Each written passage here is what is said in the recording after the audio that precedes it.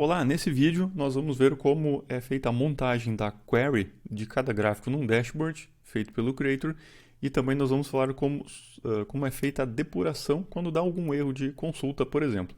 No último vídeo nós fizemos um gráfico aí de total de pedidos por mês. Eu vou tirar esse gráfico fora e nós vamos criar um novo agora. Eu vou aproveitar aqui para fazer um gráfico de pizza. E aqui nesse gráfico de pizza, então, nós vamos fazer as vendas por canal de vendas. Mas antes de fazer por canal de vendas, vou pegar por uma outra informação mais simples do que canal de vendas. Bom, para começo de conversa, né, eu preciso selecionar a classe de modelo sobre a qual o gráfico vai ser montado. No caso, é pedido. E aqui eu vou escolher, então, o primeiro grupo, né, de informações que eu vou querer mostrar no gráfico. Eu vou pegar uma informação que nesse caso não vai fazer muito sentido, mas que é bem simples e está direto na tabela, que é o mês e o total a cada mês. Eu vou salvar e nós vamos atualizar aqui, nós vamos ver como é feita a montagem da query. Lembrando que você está trabalhando com o teste online, é só atualizar o teste online. Eu estou trabalhando local, vou atualizar meu exemplo aqui local. Vamos abrir o dashboard, pronto, aí está o gráfico então com o total de vendas por mês. E aqui embaixo é exibido. Deixa eu aumentar aqui um pouquinho o tamanho da fonte. É exibida a consulta que foi montada automaticamente para gerar esse gráfico. No caso aqui, a seleção do mês, né, e o do total de pedidos, somatório do total da tabela de pedidos.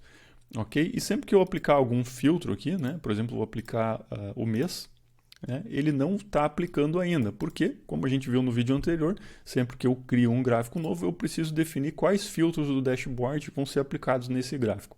Ou a gente adiciona um a um, né, fazendo a configuração dele em relação ao formulário de busca, ou nós utilizamos esse botão importar, que já importa todos os filtros padrão aqui configurados no dashboard na aula anterior.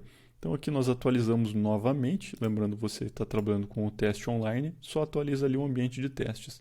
Vamos abrir novamente o dashboard, agora eu vou aplicar aqui os filtros, pronto, agora ele aplicou, né? Deixa eu só aumentar aqui o zoom dessa área aqui, então nós vemos que além de montar o select, ele já coloca também o where, né? O where no caso do ano e do mês, que foram os dois filtros que eu fiz ali. Então ele automaticamente monta o select com as colunas corretas, os somatórios corretos, os group bys corretos, o order by e a aplicação dos filtros também. Ok? Então essa depuração da query montada. Agora eu vou puxar aqui para o gráfico um campo de uma outra tabela, que não vai ser o mês. Nesse caso eu vou pegar aqui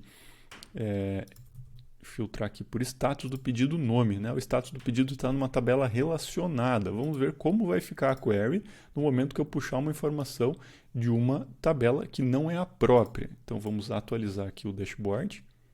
Vamos abrir ele novamente. Eu já vou aumentar aqui um pouco a área de zoom para ficar mais visível. Nesse caso, como o nome do status do pedido é de uma tabela relacionada, automaticamente o SQL já é gerado com o inner join entre a tabela de pedido e a status, que contém a descrição do status, já com o cruzamento correto das colunas group by e order by também. Então, nesse caso, ele está montando automaticamente toda a query e você pode puxar informações relacionadas de outras tabelas que vai ser montado o inner join automaticamente entre as tabelas necessárias até você chegar nessa informação, né? No caso, para puxar às vezes uma descrição, um valor relacionado.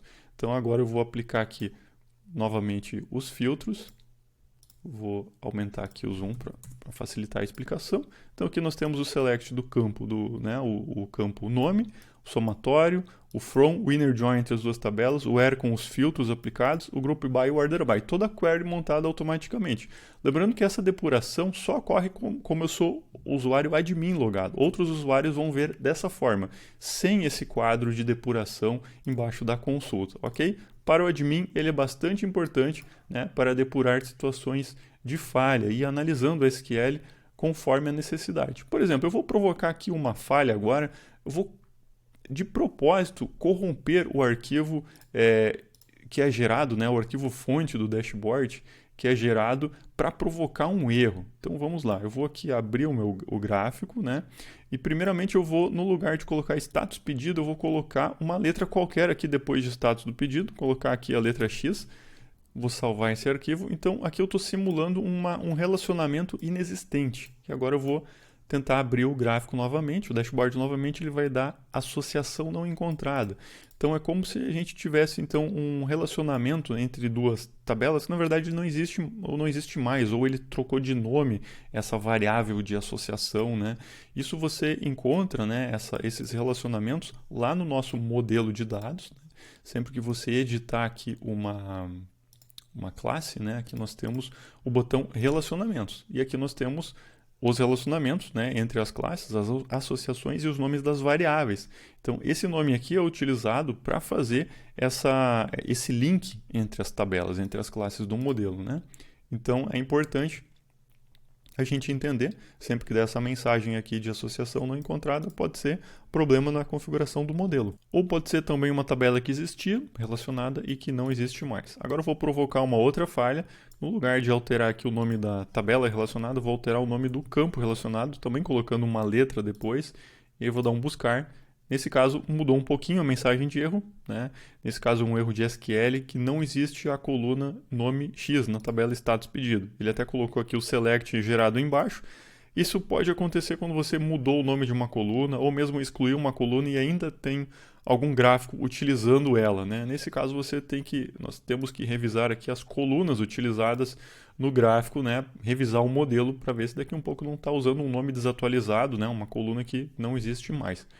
Então essas são duas situações de erro que pode acontecer, né? Um relacionamento que não existe mais, trocou de nome, ou uma variável, né? Um campo, um atributo da tabela que trocou de nome também pode acontecer. Eu vou tirar aqui a letra, vou voltar como estava antes, e aí nós temos, né, o gráfico total por status novamente funcional, ok? Então nesse vídeo nós vimos como é feita a montagem automática da query, né? Nós vimos também que se você pegar atributos relacionados aqui de outras tabelas, vai ser montado os inner joins automaticamente, também são injetados os filtros automaticamente aqui, e nós também vimos como podem ser provocados alguns erros, e aí você já sabe as causas mais comuns para poder corrigir.